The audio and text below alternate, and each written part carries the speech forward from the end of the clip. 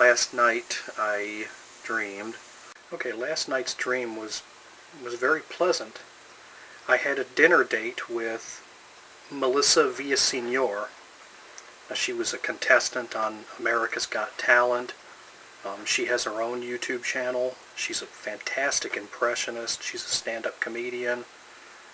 Very funny, very talented young lady. I highly recommend you check out her channel. Anyways, we'd agreed to meet at this restaurant. We arrived separately.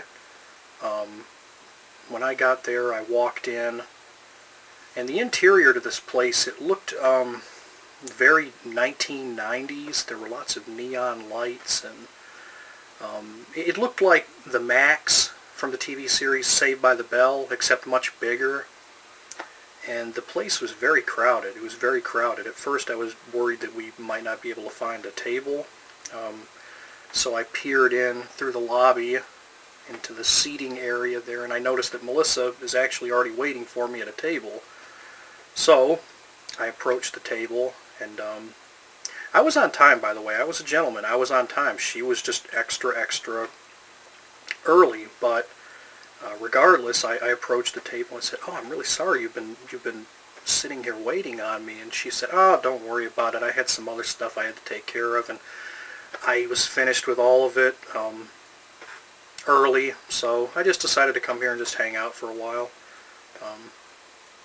So I sat down. We ordered food. I don't remember what we ordered.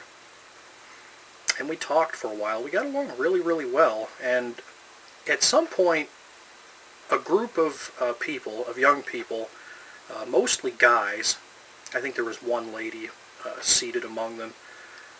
This group of people who were seated to my right and to Melissa's left, you see we were seated across from one another at this little table. Somebody from that group of people recognized Melissa from her YouTube videos. I think it was one of her impression videos. And he said hello. And at first, I think she was very happy just to be recognized by somebody and to be interacting with a fan, but this guy very quickly became overbearing and just kind of kept cracking jokes, and he was ignoring everybody at his table and just talking, and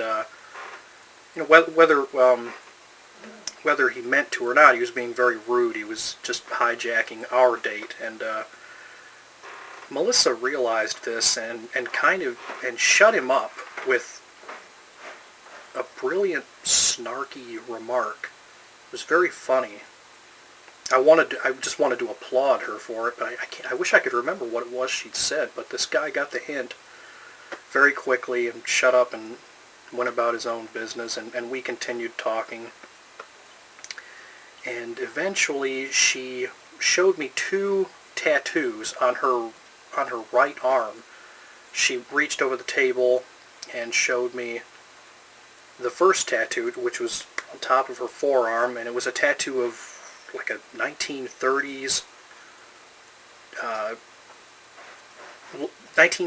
looking cartoon character with very wiggly arms. I think it was an animal of some kind, but I don't remember which.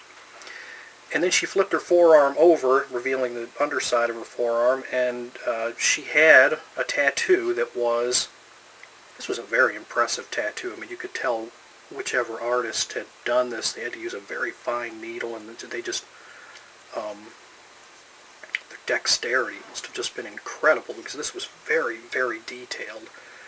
The tattoo on the underside of her forearm was an exact replica of the front page of a 1963 newspaper from the day that John F. Kennedy was assassinated.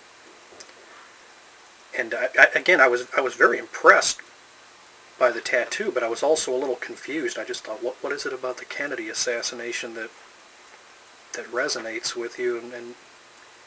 So I asked her. I said, are you a big fan of the dead Kennedys, or do you really like that Richard Linklater film, Slacker? What is it about the Kennedy assassination?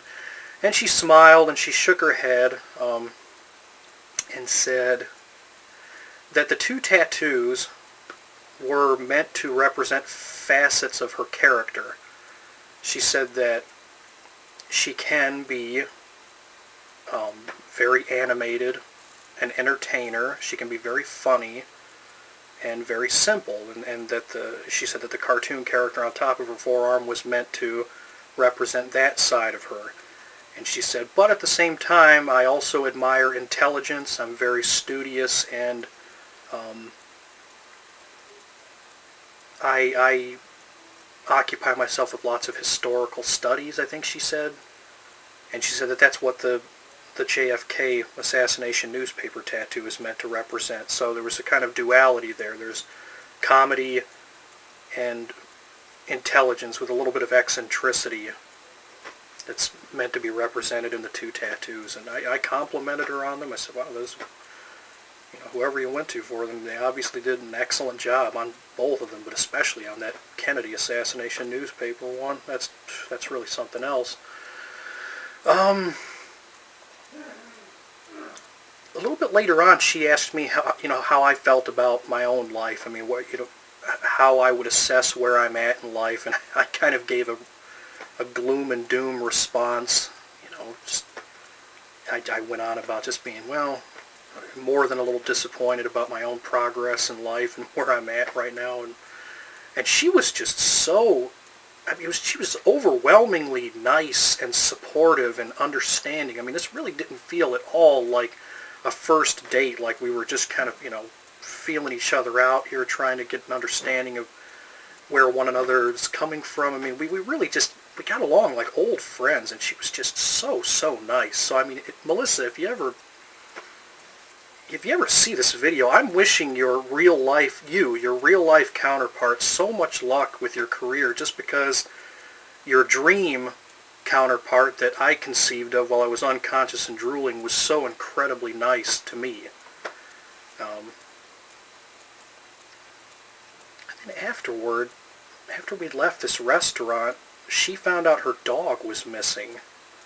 And I remember it was a cloudy afternoon, and we just started driving around trying to find her dog. She was really upset, and